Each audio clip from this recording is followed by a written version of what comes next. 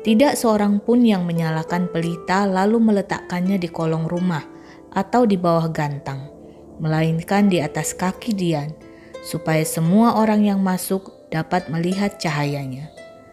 Matamu adalah pelita tubuhmu. Jika matamu baik, teranglah seluruh tubuhmu. Tetapi jika matamu jahat, gelaplah tubuhmu. Karena itu perhatikanlah, supaya terang yang ada padamu jangan menjadi kegelapan. Jika seluruh tubuhmu terang dan tidak ada bagian yang gelap, maka seluruhnya akan terang, sama seperti apabila pelita menerangi engkau dengan cahayanya. Yesus mengecam orang-orang Farisi dan ahli-ahli Taurat. Ketika Yesus selesai mengajar, seorang Farisi mengundang dia untuk makan di rumahnya. Maka masuklah ia ke rumah itu lalu duduk makan. Orang Farisi itu melihat hal itu dan ia heran karena Yesus tidak mencuci tangannya sebelum makan. Tetapi Tuhan berkata kepadanya, "Kamu orang-orang Farisi, kamu membersihkan bagian luar dari cawan dan pinggan, tetapi bagian dalammu penuh rampasan dan kejahatan. Hai orang-orang bodoh, bukankah Dia yang menjadikan bagian luar, Dia juga yang menjadikan bagian dalam? Akan tetapi berikanlah isinya sebagai sedekah, dan sesungguhnya semuanya akan menjadi bersih bagimu. Tetapi celakalah kamu, hai orang-orang Farisi, sebab kamu membayar persepuluhan dari selasi, inggu, dan segala jenis sayuran, tetapi kamu mengabaikan keadilan dan kasih Allah. Yang satu harus dilakukan, dan yang lain jangan diabaikan. Celakalah kamu, hai orang-orang Farisi, sebab kamu suka duduk di tempat terdepan di rumah ibadat dan suka menerima penghormatan di pasar.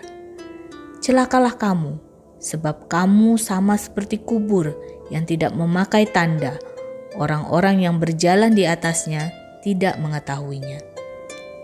Seorang dari antara ahli-ahli Taurat itu menjawab dan berkata kepadanya, "Guru, dengan berkata demikian, engkau menghina kami juga."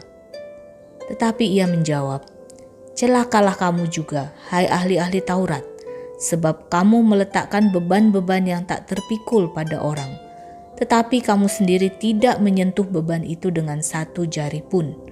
Celakalah kamu, sebab kamu membangun makam nabi-nabi, tetapi nenek moyangmu telah membunuh mereka. Dengan demikian kamu mengaku bahwa kamu membenarkan perbuatan-perbuatan nenek moyangmu, sebab mereka telah membunuh nabi-nabi itu dan kamu membangun makamnya. Sebab itu hikmat Allah berkata, Aku akan mengutus kepada mereka nabi-nabi dan rasul-rasul, dan separuh dari antara nabi-nabi dan rasul-rasul itu akan mereka bunuh dan mereka aniaya, supaya dari angkatan ini dituntut darah semua nabi yang telah tertumpah sejak dunia dijadikan, mulai dari darah Habel sampai kepada darah Zakaria yang telah dibunuh di antara mezbah dan rumah Allah.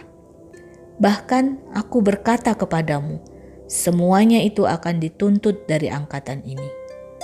Celakalah kamu, hai ahli-ahli Taurat, sebab kamu telah mengambil kunci pengetahuan. Kamu sendiri tidak masuk ke dalam, dan orang yang berusaha untuk masuk ke dalam, kamu halang-halangi.